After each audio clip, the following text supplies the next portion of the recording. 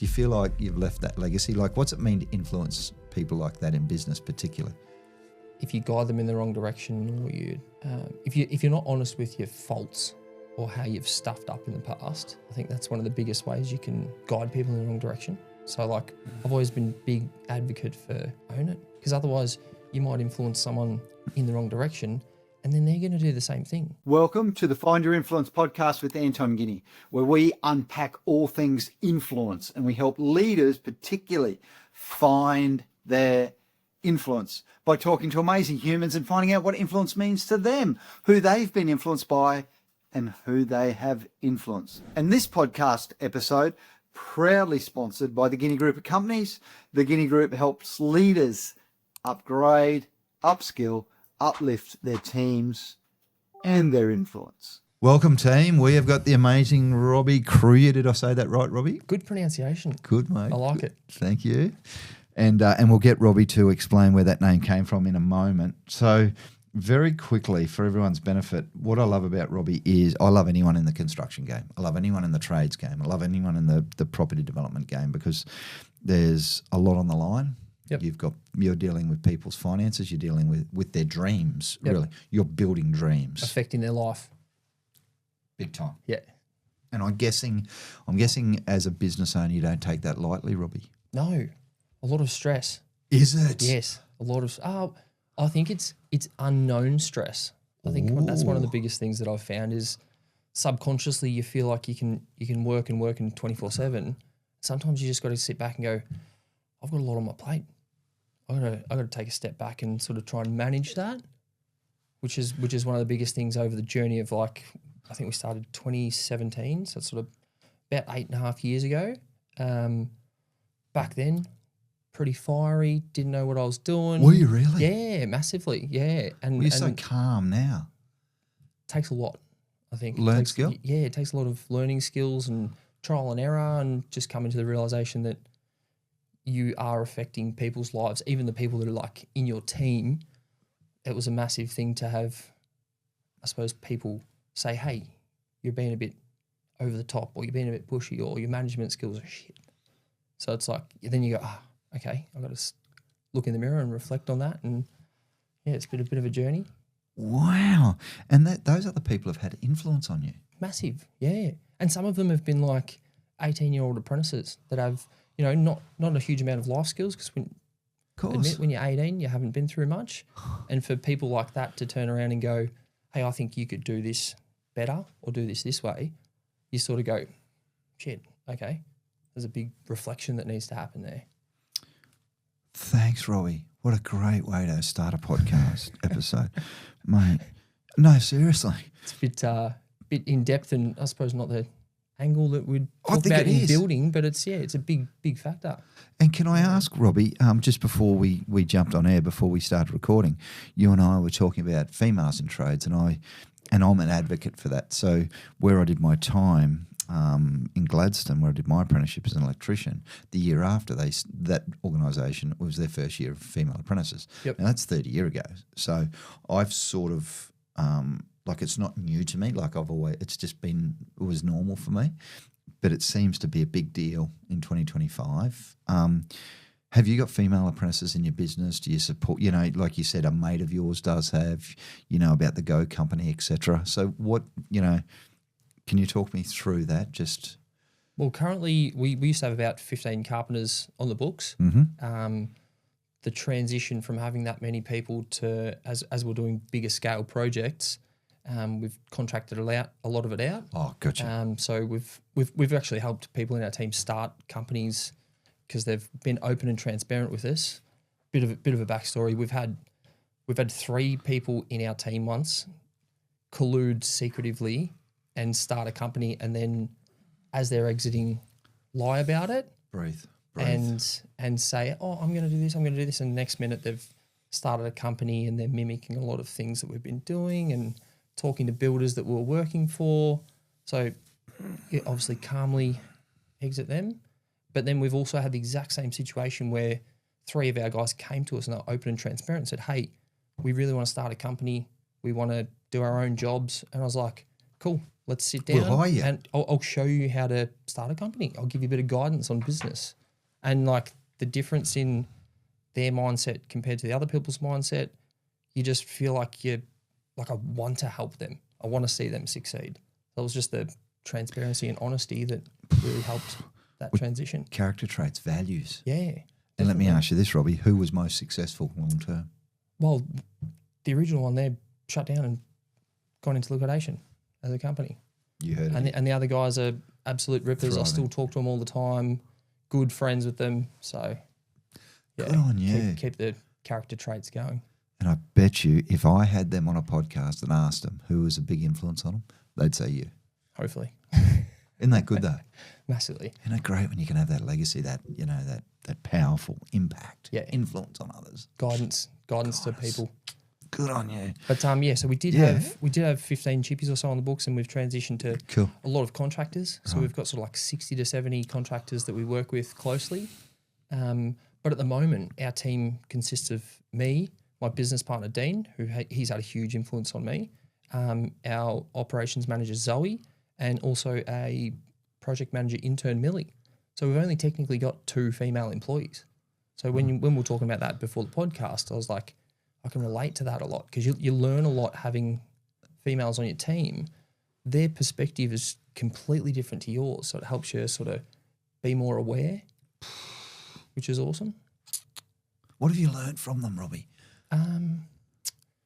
To have supplies ready Oh. in your office, like Jasmine's Go Company. For females. Yeah. Have female supplies. Just things as like nowadays when I'll go do a site inspection and just sort of like do a bit of quality control and check on the boys and make sure that everyone's good on site. You walk into the toilet and obviously being a Portaloo back in the day, no one really cared because it's just blokes. But now if it's dirty or if there's paper on the ground, straight away I'm just like, guys, females have got to come into here. You got to have a bit more respect for other people coming in, and then it's sort of like it's like a chain reaction because then they start thinking like that, and then they start guiding people, and it continues like the influence train for a long way. Can I use that? Yeah, absolutely. The influence train. Influence Get train. on board. Yeah, it's great. We're going straight full north. You've got to set that, I suppose, parameter for people to start following your good guidelines, I think. And your example. Yeah, you lead by example. Yeah, that's a massive thing. Like, as I was saying before, when I was more fiery, I think the biggest thing that person had as an impact or influence on my life is it's made me become more empathetic and aware. So before you get angry about anything, you go, I'm going to put myself in their shoes and wonder why they're coming to me with these problems or why they're upset or showing that emotion. And then you go, actually, how can I stop that from happening, or how can I help them? Which is influence. Get through it. Yeah, which is a massive influence. That's That's deep, bro. That's so cool. That's really cool. The guest that we had on before, Amanda, said, and let me see if you relate to this. Amanda said, Anton, male leaders need to have more feminine energy. And I went, right. That's important. Does that sort of resonate with you? Is that sort of... Definitely. Yeah. Wow. Growing up, I didn't have a dad around. So I grew up with just my mum and my sister. Single mum. And a lot of people have sort of given me a little bit of shit, saying Really? that, you've got a bit of femininity to you. Is that the right word? Yeah. But Um, why would they give you shit about that? Because they're calling you soft, because they're Possibly. Aussie Yeah, possibly. tradies probably. But I think I've always leaned into it and said it's a good thing because I can relate to more people. Like some of my best friends are females, and then that can cause, I suppose, reactions from females that I'm pursuing in relationships and stuff. And normally I'd be like, oh, stuff you, I'm going to be friends with whoever. But now I'm just like, I sit them down and explain it. I say, look, they help me, guide me through my life, help me with, dramas that I have, and getting a female perspective. It's good to be able to bounce back ideas and stuff like that. So I've got a lot of females in my life that have had massive influence on me as well. So would you mind, what's the first name of one of them, and how much of an influence did they have, especially during those tough times? Our operations manager, Zoe. Nice. She's had a big influence. So she was the first female employee or team member. We'd rather call them team members because they're part of the team. So she's the first team member that we had on board that was a female. And I reckon within the first 3 or 4 weeks, we had a butting head moment, and it was like we're both stubborn, and me and Zoe get along really well, but we had a butting head moment, and after that we both came together and explained how we both felt, and I was just like, oh wow, I didn't realize I was making you feel like that. I'm so sorry. I was like, I might have been a bit too overpowering or communicating incorrectly, and then from now on, I think we've just best ever, besties, best ever. And now, like, she gives me good perspectives. We've just got open transparency. If something pisses her off, she's comfortable to come to me and go, I don't like how you're doing that, or I need you to do this for me, or I need more support in X, Y, Z, and be like, oh, cool, I didn't realise. And you've given permission for that to happen. Yeah. Because if we had just butted heads from the start and kept butting heads. Yeah, and kept butting heads and didn't communicate openly, then we wouldn't be in the situation. You wouldn't have Zoe in your business still, because Zoe would have eventually left. She would have got sick of that. Yeah. Oh, yeah. So she's been a massive influence. And then our intern Millie, she was like a bit of a manifestation, because she literally came out of nowhere, called me from Instagram. So she got my number off Instagram, called me, and she said, she explained the situation. She's studying project management at university, and she goes, I like what you guys are about. Can I come and work for you for free? And I'm like, what? What are you talking about? I thought it could be a prank or something. I'm like, yeah, okay. I suppose come in for an interview. Like, do you interview people that are working for free? I don't even know. So she came in and sat down, and she's just like, yep, I'm just really keen to get into construction. It's really hard for a girl to get experience. She wants to be a project manager. And I was like, well, this is sort of too good to be true. So I was like, yep, no dramas. We'll give you a position 2 days a week, because she's at university the other 3. And she just was, within 3 weeks, I said, Millie, I can't do it for free. You can't do it for free. That's right. I said, we're going to give you a contract. You're going to be a part-time employee. We're going to pay you because you're just a go-getter, and you're amazing. Yeah, you're unreal. You've come in and just killed it. So, yeah, so the two team members that we've got are both female, which I've learned a tremendous amount from both. Good on you, Robby. Geez, you articulate that well. You really do. You really do explain that well. Mate, where did this all start? So obviously mum and sister had a massive impact on your life, because you're pretty tight with them. You probably didn't have that father, that role model. Yep. So has mum been a big influence? Yeah, massive. Yeah, because she was obviously the male part in my life as well. Of course. So like doing both jobs. Didn't have much money, so we're like, cutting firewood, for instance. So mum would be out there splitting firewood. So like I'd get that example from my mum. So she's a huge influence, and yeah, just made a big impact on my life. Right, hard worker as well as a great mum. Yep. Wow. Definitely. Isn't it good when you see that role modelled? Yeah. And it just becomes, oh, okay, well, that's the way you do it. Yeah. And you're probably lucky, in some ways. I'm going to say, with your perspective, you might say, well, I missed out on maybe a father figure, but at the same time, I got this amazing role model. Definitely. Shaped me to be different, I think.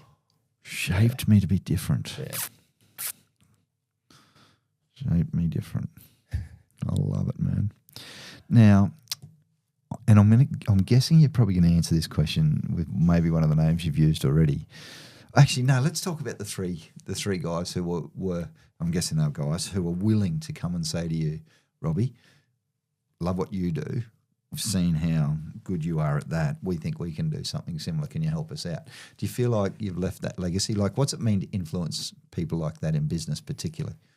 I think it's a big responsibility, for sure, because if you guide them in the wrong direction, or you tell them, if you're not honest with your faults or how you've stuffed up in the past, I think that's one of the biggest ways you can guide people in the wrong direction. So like I've always been big advocate for, if you F up, just tell someone. Yeah, own it. Yeah, because otherwise you might influence someone in the wrong direction, and then they're going to do the same thing. So instead of like letting them do the same mistake, You just say, hey, this is where I went wrong. This is how I would recommend doing it. So it's a bit of guidance, influence, perspective. But responsibility. Yeah. Holy. Big responsibility, I think. I think in 20 or 30 or maybe more chats now, no one said that influence comes with this high degree of responsibility. Definitely. Because you've got to share not only the wins, the losses as well, Yeah. the learnings. Yeah, the learnings. The That's learnings, what I like. not losses. Yes, yeah. yeah. We get blessings or we get lessons. It is losses because, like, you know, when you're running a business and you obviously interview a lot of business people, Heaps. then a lot of it's financial. So, like, your losses or your learnings, they cost you a shitload of money. So, yeah. So if, if you've got someone that's starting out in a business and you can go, hey, the first thing I would do is get a good accounting system. Otherwise, they'll go 12 months down the track and then they'll go, have I made any money? I've got no idea because I haven't been tracking it. Do you know what I mean? So, like, it's those things that I try and reiterate to people. Do this step and don't come and Don't miss it. Yeah, don't miss it. But also, let's not worry about the next 10 steps because a lot of people will be like, oh, yeah, but I want to set up the company that does X, Y, Z and buy all these good tools or whatever they're doing. I'm going, just start in column A and then move to column B, then move to column C. Don't try and do the alphabet and jump from A to Z. It just doesn't work. One step at a time. One step at a time. I love that, Robbie. And you obviously know Gary. Oh, I love Gary. Is he your accountant too? Yes, he is. Shout out to Gary. I'm there tomorrow. Shout out to Gary Brown from Hatcher. That's it. You're probably talking to this one. I'll I'm talk talking to to that one. Well, we can talk to the TV too. But He's definitely been an influence as well. So when we started the company, he was an accountant for one of my business partner's best mates, Addy. And Dean spoke to Addy and said, hey, we need an accountant. Linked us up with Gary. And I think we just clicked from day one. So it was like 8 years ago. Within 3 months of starting the business, Gary was doing business coaching. And he goes, hey guys, if you want to get, if you want to fast track your business knowledge, I'd recommend jumping in. And that was like $3,000 a month. So I was like, oh, pretty pricey considering I've got about $3,000 in the bank. yeah, that's right. But I was just like, I'm in. I'm in. I'll You invest trusted in it. him. Yeah, just invest in my knowledge. And he guided us into that position. We're flying a Noosa every 3 months, doing business coaching. And yeah, it just fast tracked your knowledge, which is awesome. That's amazing when there's a trust piece there, isn't it? Isn't there?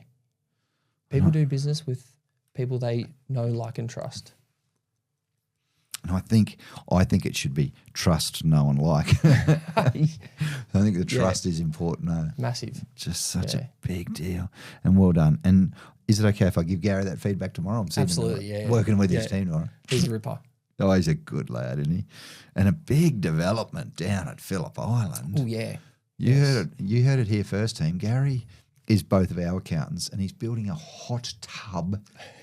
Hot tub? Is that the Hot right? springs. Hot springs. Hot springs. Hot tub sounds a bit personal, doesn't it?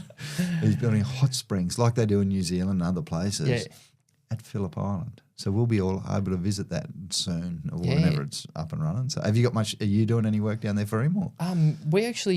We done some of the carpentry on the original sort of entryway place about 4 years ago before he was even involved in it. No. And, now he's invested into it and he's starting up the whole hot springs thing. So Small world. Small world. Hey, very quickly for our listeners, and this is way off topic, but I think you and I are connected on this.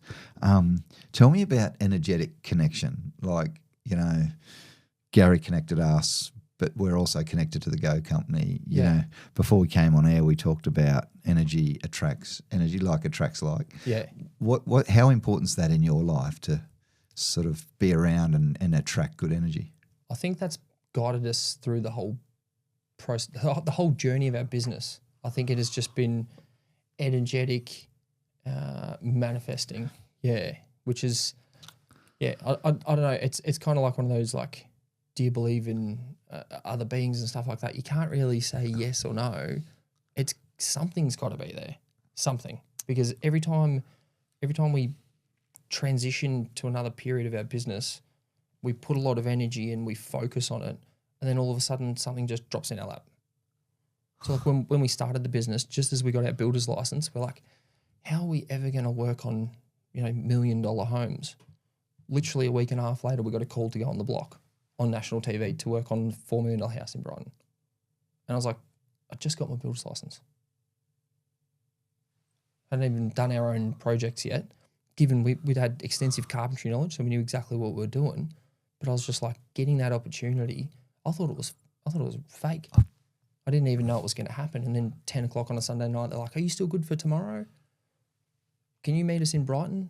Go down to Brighton, we're getting microphones hooked up to us. And I'm like, what is going on? I thought, because he hadn't contacted us for 2 weeks. And then they're like, yeah, no, you're doing 14 weeks on the block, and brought all our team in, and we'll work until 2 o'clock in the morning on TV. How and cool was this that, is in Robby? COVID as well, so it was like incredibly difficult. But yeah, it was a challenge, and then that sort of made our social media go, extended, and just gave us opportunities to connect with other people. We met some awesome builders, like, because there's a builder for every house. Yeah. There was 5 houses, and just got to meet some really cool people, and some people I still chat to today. I didn't follow your Insta, so I'm more of a LinkedIn type person. Yeah. Is that all on your Insta if I go looking for it, or is it just buried? Yeah. No, It says somewhere? there's a lot of photos and posts and stuff from the block, and you're not allowed to do it 2 years in a row. So, Right. 2021 we didn't get the call up, but then 2022 they called us and said, "Hey, you've been recommended." It was a couple from Queensland. Do you want to go on the block here? And I'm like, "Oh no." By then, it was so challenging. It was To take to do 14 the weeks block. out of your business. Yeah.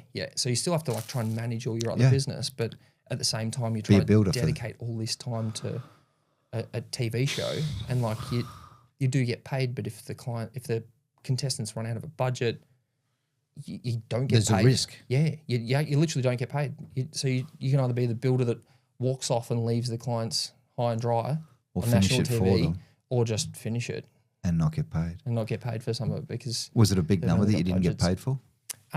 Look, pretty much all of it we You did got get paid. most of it, Yeah, but the risk is that you don't. There is that risk, yeah. Good on you, mate. So it's sort of, you just have to make it work. And Good on you. And has it been good for business, all of that exposure? Like, is that I think something so. that's skyrocketed your business, Yeah, some like- media exposure?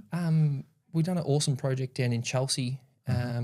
Amazing client, and he literally said, he goes, I wanted you to build the house because I saw you on the block. And I was like, that in That'll do. itself, That'll do. that was worth that 14 weeks. Correct. Because he's an unreal client, and like we've brought multiple clients through there before, saying, hey, come and have a look at this home, and Ian and Cherry, they're just like, yep, no worries, bring them through, walk them through, and they do the selling for us. Yeah. Do you know what I mean? Because they're just like, look what Evo Built done, look what Robby and Dean and the boys all done, and yeah, it was. And let's It's worth give its weight in Evo gold. Built a quick shout out. Can you just now, while you've got everyone's attention, tell us about your business, tell a business name, where to find you, just a quick shout out. Yeah, Evo Built on Instagram, Facebook, website www.evobuilt.com.au. We build high performance passive homes. That's our niche. And What does that mean, Robby? so it's a European background way of building houses. So it's super sustainable. I think that's the best way to explain it. So you can build a home that doesn't need heating and cooling because it regulates its temperature between sort of 20 to 22 degrees consistently without heating and cooling All year round. all year round. Yeah. So it's about the quality of the build rather than the shiny things inside it.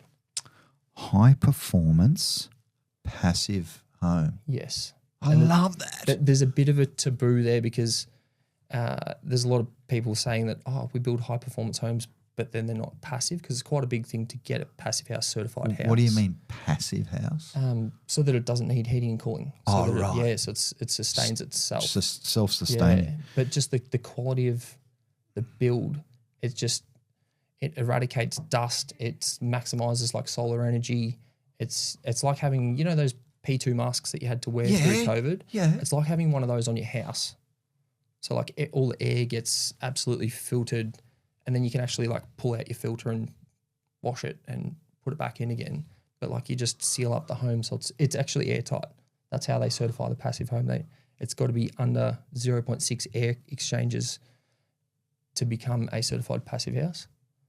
And we haven't built a passive house before. Just to clarify, there's not many certified passive houses getting built, but it's getting more and more recognised, and that's what we want to focus on. That's your goal. Yeah, that's the what I end want to game. focus our energy on. You heard it first here, team. That's so new. Didn't even know it was a thing. Yeah, a lot of people don't. And Geez, I that's- love learning this stuff. That's the hardest part is educating the clients on the importance of building. We call it the building envelope, which is like your walls and your windows, the stuff, your roof, the external part of your home. Making sure that your building envelope is built really sturdy, really thorough, because you can change whatever you want inside. You could replace your kitchen, and it's not going to really matter. But once you've built your building envelope, you can't. It's too hard to change. It's too hard. Get the envelope right first. Yeah, get the building envelope right first, and that's where the whole passive house sort of leads to. Right.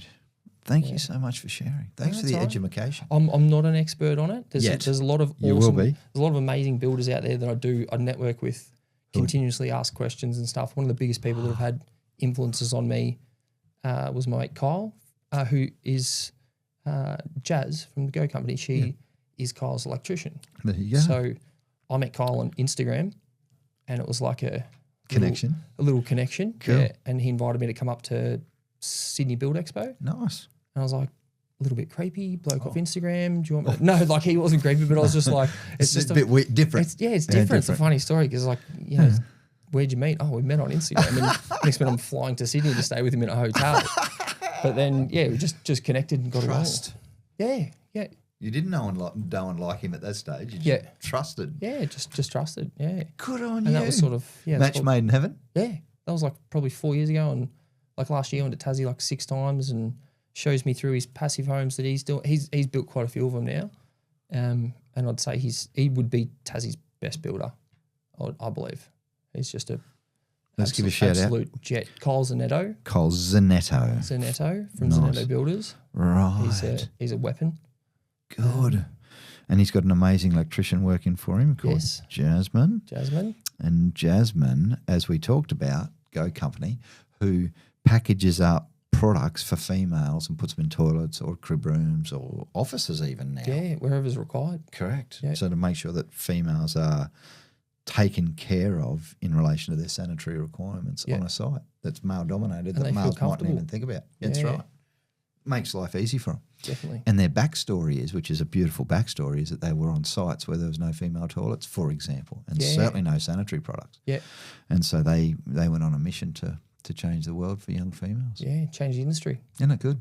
Make an impact. Massive shout out to Jasmine. Yeah. Mate, so let's do it quickly. A topic that you've touched on a couple of times, Robbie. Leadership, man. Talk me through leadership. Like you've had 15 people in your business. Now you got 67 contractors. These people are looking to you, Robbie. They're looking to you for example. They're looking to you for guidance. What's leadership mean to you? Helping people. That's. I was actually thinking that on the drive here. I was just like, that's probably the best way that I could put it. So, in the building industry, there's always been this taboo of like a competition, and you've got to keep your books closed. Like that's what I was nearly taught 15 years ago. It's like, oh no, you're not. Don't tell anyone. You're not going to tell that builder the good things that we're doing because then they'll get more work than us. But like the group that we surrounded ourselves with in business coaching, we used to be in Builders Business Black Belt from Tassie, Mick Hawes, and he's got a group of just builders. So the business coaching we used to do with Gary, they're all like random sort of businesses, so like accounting, financial. So once we've sort of realised that we needed a more builder specific one, we shot across to Kyle Zanetto's business coach. So he influenced me to join that group. And it was just, I suppose, one of the biggest game changers to see people sharing information. Yeah, for our company. So like we'd jump on a Zoom, like we'd actually like go and catch up. So we like flew down to Tassie one time, and there'd be 40 builders in the room, just going, "Oh, do you need help updating your website? Do you need a contract for employees? Do you need whatever you wanted?" It was like within arm's reach of the room for people to just share, and they'd just be like, "Yep, cool. Here's my template. Take it. It's free." And you're just like, what is going on? Like, it's just so valuable to surround yourself with like-minded people. So leadership is helping others, helping people. That's so powerful, man. Helping others. helping others. I love that, because for you, the help that you get from others is invaluable. Yeah. And you know what that feels like, to be helped. Yep. So therefore you're willing to pay it forward. And you never know where you might need help from that person or from one of their connections. So like if you're open and vulnerable and say, hey, I'm going to help you do this and expect nothing in return, next minute the energy is coming straight back at you. Straight back at you. The more you give, the more you get. Robbie. Yeah, it is. 100%. And, you know, that you'll see that on there. This is my daily. Like I just, I just say that to myself every day. And I see it every day. And that wears out, and then I'll write it out again. Yeah, do it on. Yeah, that's right. For anyone that can't see us, Robbie and I just had a moment. One of my manifestation meditations is I'm getting more clients today. And that's just putting it out there into the universe. Yeah. Yep. And I should actually write, I'm getting more great human interaction today, because that'd be better. But I still like making money in business. And so. Yeah, definitely. But it's better to do business with good people. Oh, always, mate. I say sack your bad clients. Yeah, you know, get rid of, if they're energy drainers, Robbie. You and I both come from this place of positive energy, and I couldn't believe, when you and I spoke before this, you and I just connected straight away on the phone. Yeah, we had a good yarn. Oh, didn't we? It was like we should have done the podcast then. Yeah, recorded it. Yeah, that's right. But I think that's a beautiful part about positive energy humans.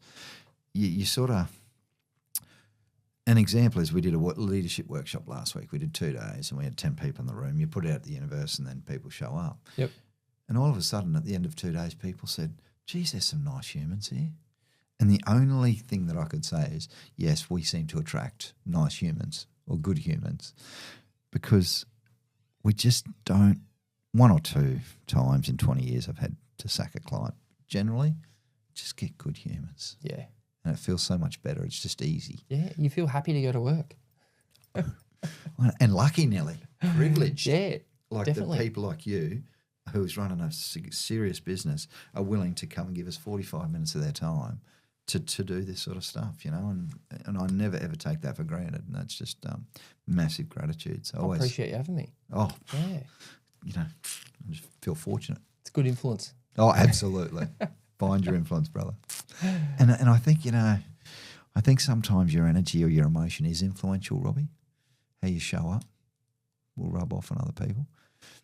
I sometimes say that, people light the room up when they walk in or when they walk out. Yeah, that's one or the other. It's one or the other. Yeah. Be the former. Yeah, definitely. Mate, I love your work. Thank you so much. Hey, last question. Is it Kyle? Do you reckon Kyle would be a good podcast guest? Oh, absolutely. Yeah. Nice. Without a doubt. Would you mind, pretty please? Would you mind connecting me with that amazing human, pretty please? Yeah. If you want to chuck a note down to absolutely do an intro email. Done. Yeah, sure. You'll get a closeout email from me just to say if you wouldn't mind making that. That'd be great. Absolutely.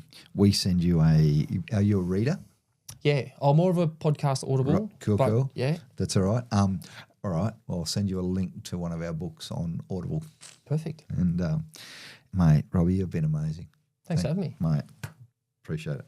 Thanks, team. That was Robby Kruyer. If you are looking for a passive home, high-performance home, please reach out to Evo Built. Robbie is going to change the world moving forward, and I can't wait to stay in contact with Robbie. Absolutely. And see where it turns out.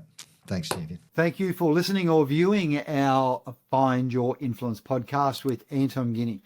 Another great chat. Please be one of the 10% of people who follow and subscribe and like our videos so that you can get more of them and you can hear more of our amazing conversations, the conversations that I get to have and that I get to share.